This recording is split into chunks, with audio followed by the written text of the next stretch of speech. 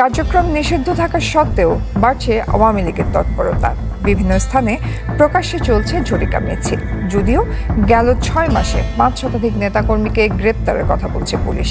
বিশ্লেষকদের মতে রাজনৈতিক দলগুলোর মধ্যে চলমান বিরোধের সুযোগ নিচ্ছে হাসিনার কর্মীরা। সজল শাইকের রিপোর্ট। সম্প্রতি নিষেধাজ্ঞা ভেঙে রাজধানী সহ দেশের বিভিন্ন স্থানে ঝটিকা মিছিল হচ্ছে আওয়ামী লীগের ব্যানারে। বিশ্লেষকদের মতে অভ্যুত্থান পরবর্তী সক্রিয় রাজনৈতিক দলগুলোর মাঝে যে পারস্পরিক বিরোধ দেখা দিয়েছে তার সুযোগ নিচ্ছে আওয়ামী লীগ। বিগত ১৫ বছর ধরে আওয়ামী লীগ তো রাষ্ট্র পরিচালনার ক্ষেত্রে গণতান্ত্রিক অগণতান্ত্রিক নানা ধরনের কৌশল অবলম্বন করেছে। এটা করতে গিয়ে রাষ্ট্রের বিভিন্ন জায়গাতে সে বিভিন্ন শ্রেণী পেশার মানুষকে সে তৈরি করেছে, নানাজন সুযোগ সুবিধা দিয়েছে।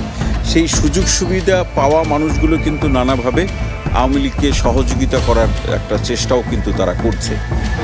তিনি মনে করেন অনেকটা প্রকাশ্যে এসব তৎপরতা চললেও তেমন কঠোর ভূমিকা রাখতে পারছে না আইন শৃঙ্খলা বাহিনী। তবে এই অভিযোগ অস্বীকার করেছে পুলিশ।